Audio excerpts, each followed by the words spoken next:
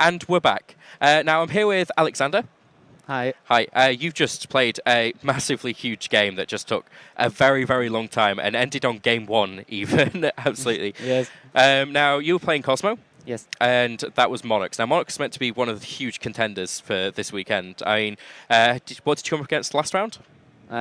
First round. Yes. I played against Burning Abyss. Against Burning Abyss. Now, they're also a huge contender as well. Actually, one Yes. of the biggest amount of decks we've got is actually Burning Abyss, Phantom Knights. Now, when you come into a Monarch match, what kind of plays are you looking at? How are you going to beat it? I have a few tech choices in my deck. For example, Kaiser Colosseum. I play 2 of them. Yeah. So he can't use Stormforth to tribute my monster. And I obviously play a lot of trap cards to stop the summon, like Chaos Trap Hole, Solemn Warning, or Solemn Strike. But Solemn Strike not so good against Monarch, but it's still fine. Yep. And I just tried to OTK them after I stopped their summon. Yeah, I mean, we could see you constantly trying to just get that huge field just to get ready for it, but every time he was just kind of stopping you and stalling it over. Now, I don't know if you know, but, well, you saw, Jared's playing the Zolkin Monarch variant. He's actually the UK national champion. He won with that deck. Yeah. Now, your Kaiser Colosseum was just completely stopping that. We really enjoyed your play there where you went with the Slip Rider. You got rid of your Slip Rider, but then didn't replace it, just to make sure that he wasn't able to get a rank 5 or go into Zolkin or anything. That was really important to took the game in my favor. Yeah, definitely.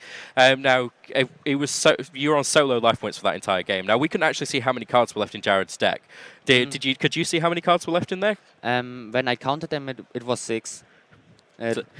So he was nearly decked out. Yes. I mean, if you didn't go to time, he was going to deck out. that was going to be the end of that game. Now, Dark Destroyer, absolutely fantastic card. Yes. Is there any reason why you went with Cosmo for this weekend? I played Cosmo at a lot of events before, and I have a lot of experience with the deck, so I think it was a safe choice for the event because it's a European Championship, so you have to play a deck which you are good with, and yeah. So I picked Cosmo. Now, we always see people kind of, whenever the WCQ is before the European one, we always see everybody in the European Championship kind of pick the opposite to the WCQ. Yeah, to beat those decks, yeah. It's kind of what we've seen happen again, because we had, I think it was 6 Dracopal in the top. So basically, hardly anybody's playing it for this event. So, yeah, you've kind of gone in for a really good position that everybody else kind of gone by the same thinking. Now, you come from Germany? Yes. Do you live locally, or? Yeah, I don't go to local events because it's far away, like 1 hour. So I just play, if I can, anywhere else. So you just you practice as much as you can. Yes. So you've done a lot of preparation for this event, I assume? Little bit, just a little bit, yes. Just a bit modest. You won your first round, didn't you, as well? Yes, I won it. Yeah. So yeah, you're doing absolutely great. You're into round 2 at the moment. Now, is there anything in your deck that you think, this is my tech, I thought of this, practice, and this is what's kind of going to win me all of my games? Kaiser Colosseum. Kaiser Colosseum again, definitely, because it stops Monarchs. When you're going up against anything else, can you think what else it would do to, say, Phantom Knights?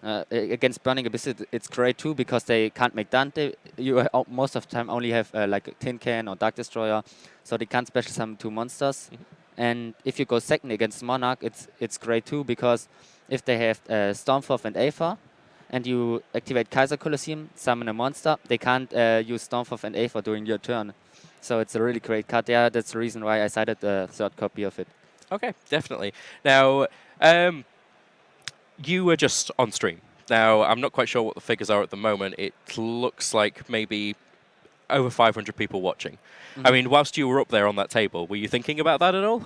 All these people were watching you? I was a little bit nervous, but after I was in the game, it was okay. Yeah, but I don't know if people don't really see this. I mean, there's some behind-the-scenes stuff that we've got, but you're basically in a television studio at the moment. So, it's a big high-pressure thing, and especially going up against a national championship.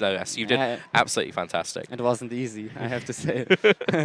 Now, I think that's all we've got time for, because that game went on for so long, we went so far into time. So I'm going to thank you very much for coming on. Thank you too. Absolutely great. And I hope you for the best of luck in the rest of the tournament. Thank you very much. Thank you. Thank you very much. Now, we're going to show you a little bit more pre-recorded content, and then we'll be back with some stats.